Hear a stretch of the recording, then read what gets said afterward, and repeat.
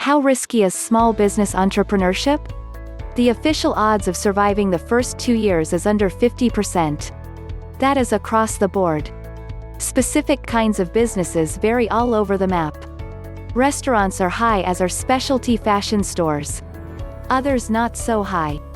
If you run a feasibility study before you engage in the next steps of getting ready, and then put together your business plan, you have a better chance of getting to the 5-year mark. After your feasibility study, here is what I tell my clients. So, you want to start a business, anywhere. Or, you want to introduce a new marketing channel. Or, you want to modify your marketing plans. Start by deciding what business you want to conduct.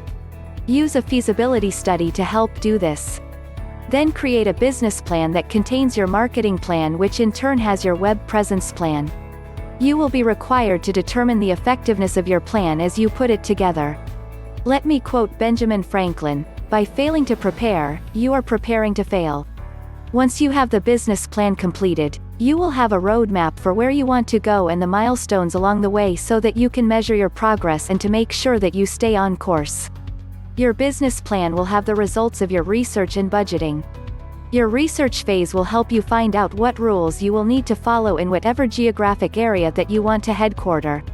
Budgeting is one of the least prepared for part of your plan, so look at it hard. You really need to make sure that you cover your resources and marketing efforts thoroughly. And take a hard look at crisis management as well. If you don't have a clue on how to build the business plan, I suggest you hire a business consultant. With their help, you will get a marketing consultant and me, maybe, as your web presence consultant.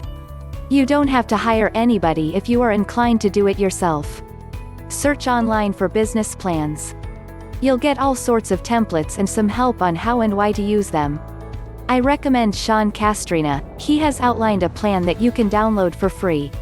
I'd like to quote Sean Castrina here: "The mere exercise and discipline required to write a business plan separates those who think they want to be an entrepreneur from those who will be an entrepreneur. It's as risky as you make it." If you follow banks, governments, gurus, investors, lenders and business opportunity sellers' advice to become a serious entrepreneur, it's very risky. 2 in 3 startups may not get past 3 years trading, and most have debts as a result, which can affect their personal credit rating and make it harder for the future. If you follow the way most business owners helped by their family, friends, community and other business owners start a business, then it's not as risky as having a job. 80% or more will survive the first 3 years. There's lots more in our new book, The Happypreneur, a guide for enterprising people, but here are 5 things to do for startups to reduce the risks and be happy controlling your 0WN destiny. 1. Bootstrap. Don't borrow, only borrow when you've income coming in. 2.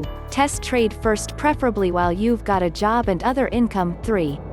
Ask for help from an existing business owner who understands your potential customers. 4. Build multiple income streams from early on. 5. Do what you love doing and are good at. Get outstandingly good at doing what you love doing. I've opened businesses when I was uninformed and inexperienced, and I've opened them when I was wise and knowledgeable. Both had risks, but I was tenacious enough to convince myself that working for someone else was the riskier option. Left pointing arrow. Those are touchy-feely things to say and are only helpful to an extent. In my experience and opinion, if you really want to increase your odds of success, then, number 1. Work in the business you think you want to own for a couple years. Number 2. Look for similar businesses that are for sale, preferably by a retiree. And 3. Get a degree in entrepreneurship. Mine is a MSE from Oklahoma State Online, and it is utterly immeasurably helpful to me. Number 4. Don't be afraid to open a Me Too business. You don't have to be Steve Jobs to be a success. Those 4 things will mitigate your risk significantly. And here's a piece of advice you won't hear from anyone but me. When given a choice between taking on debt and taking on stockholders, choose debt, because one day it's paid off, and stockholders are never finished being paid.